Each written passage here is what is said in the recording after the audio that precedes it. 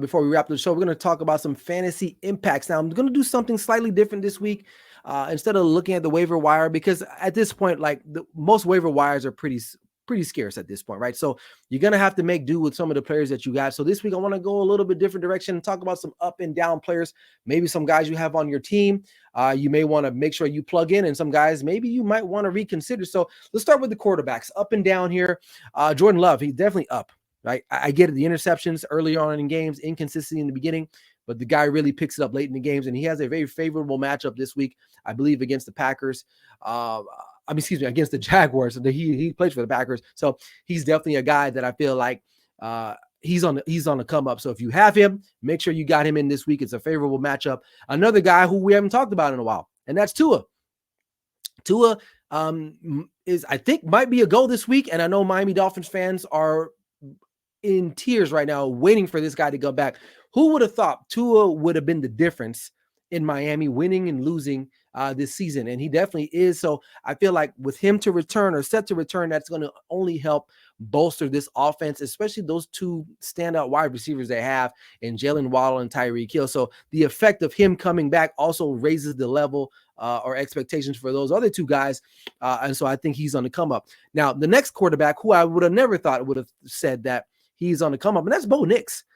He's starting to play a little bit better.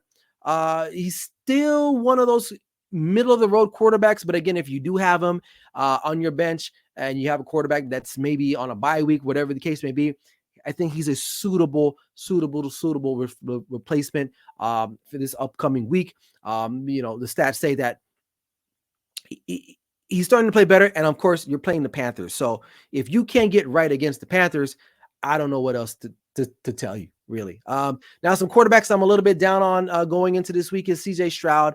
Struggled mightily this past weekend against the Packers, only completing 86 yards. So not proving to be very valuable in fantasy for anyone that had him this week. So definitely some guys I really don't.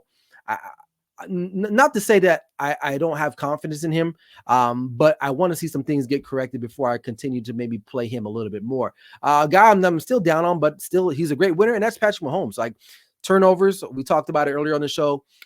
6 touchdowns, only and 8 touchdowns. That's not good. And on top of that, he doesn't have anyone really that he can throw the ball too deep that can get you those touchdowns that he's used to, that we've come accustomed to. So definitely a guy that's down for me. And the last quarterback is Anthony Richardson. I think I'm off the Anthony Richardson train. I think he is what he is, and I tried to be optimistic about him, but deep down in my soul, I thought it might work with Shane Steichen, but I just don't think he can play in the National Football League. And on top of that, he's injury prone. So he's good for a big chunk play here or there, but consistently, he's not going to rack up a lot of yards. He's not going to rack up a lot of points for you unless he's making big plays. The only way you really can use him is if he runs the football, and he's not like a Lamar Jackson. And on top of that, he can get hurt in the middle of a game. So that's not something you want to happen for you while you're playing. So, all right, let's talk about some running backs here. This is the Tua effect. Devon Achane and Raheem Mostert, I think they're going to benefit. Now, last week they did try to get the running game going against the Colts. I will give them credit. But they still fell short. But I believe with Mostert coming back from injury as well, and Achane, whatever you want to say his name, I think they have the most to be improved upon in regards to fantasy plays. And I think those two guys will be a definitely big pickup for you. If you do have them on your roster, you might want to make sure you start them this week, because I feel like Tua is going to open up the run game by throwing the ball and getting those guys open, which will allow them to open up those running lanes for those two running backs to run free. Because here's the thing about Miami, which you got to understand. It's a track meet. They need space. And so therefore those guys can do that with the passing lanes open, because the defense is going to be spread out, and that's where you can run best. And then that's when the Dolphins are at their best at that point. All right, next, I like Kareem Hunt of the Kansas City Chiefs. I know once news had broke that he was maybe possibly going back to the Kansas City Chiefs, I know everyone was all over that. So if you're the lucky winner in the Kareem Hunt sweepstakes, you got a good one. His last 2 games, he's totaled over 200 yards from the line of scrimmage. He's got 52 touches within the last 2 games, and you can only expect his role to expand. And they got the Raiders. The Raiders are atrocious on defense. So I think that's a very favorable matchup. I think expect to see some really, really good stats for Kareem Hunt moving forward. Staying in the AFC West, Javonte Williams, who exploded on Thursday night against the New Orleans Saints, where he racked up 111 yards, 2 touchdowns. And I think he's got an even better matchup this week against the Panthers. Again, another team that's really at the bottom of the bottom in regards to defensive ranking. So I like him there. Rico Dowdle, I believe, has emerged as the guy there in Dallas, which doesn't say a lot. This is kind of like a very, very risky pick to play because the Cowboys just don't run the football enough.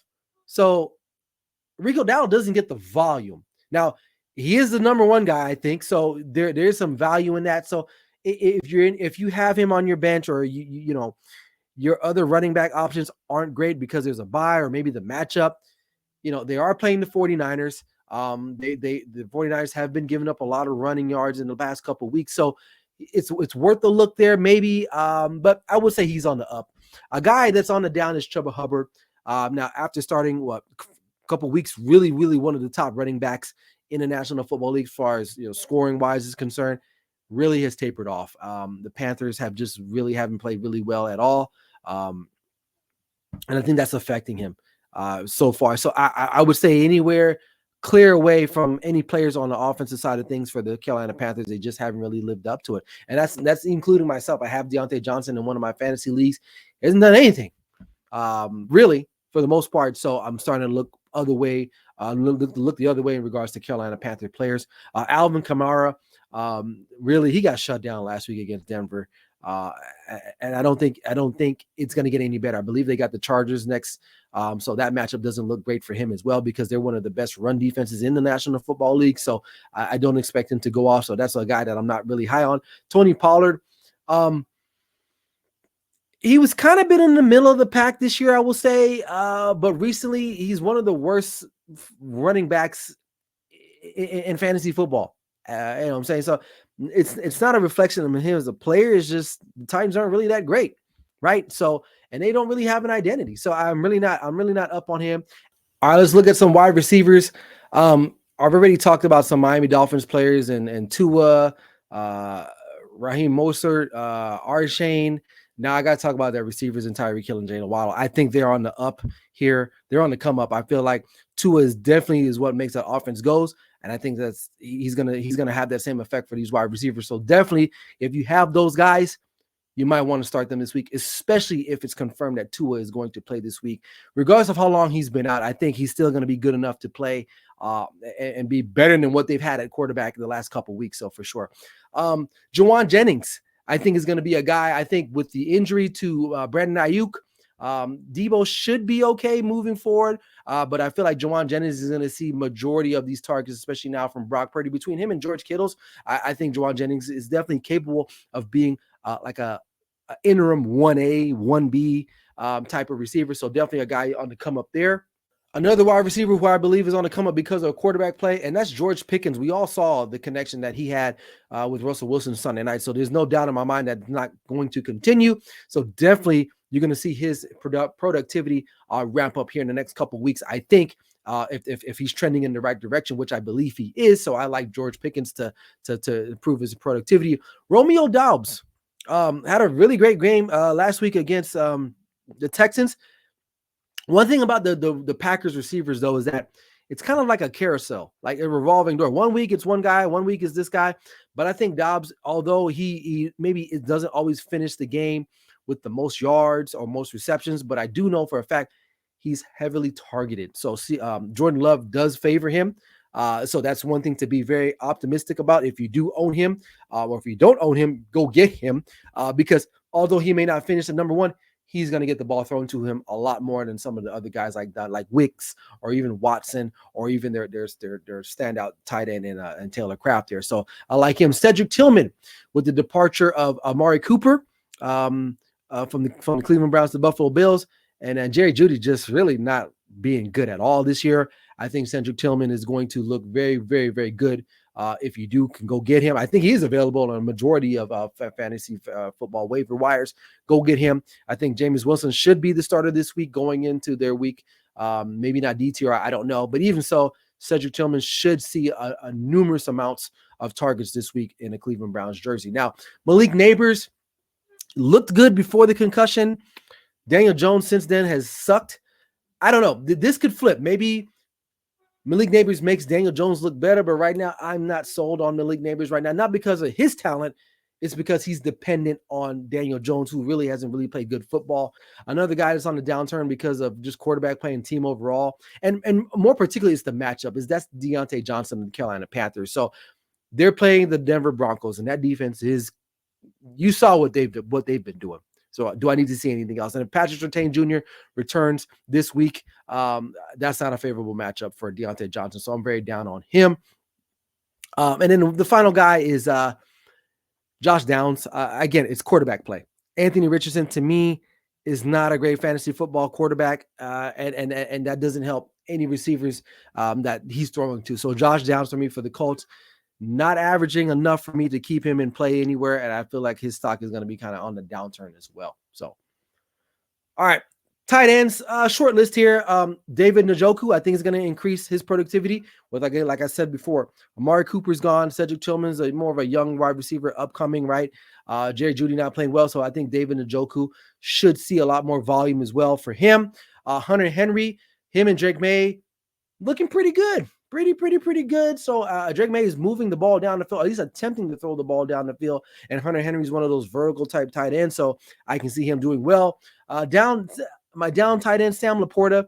I don't know. I think right now they're and this could change, right? With Jameson Williams being suspended for the next 2 games, that might be on the uptake there.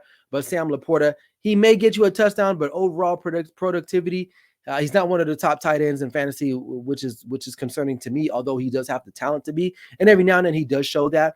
But from a fantasy perspective, I'm not really liking him as well. And so he's on the downturn for me. So there you have it. Those are my fantasy impacts for this week going into week 8. Hopefully that's helpful for you guys. Take that information, use it, go maybe play around with your lineups, or maybe go into the waiver wire and get some guys. So there you have it.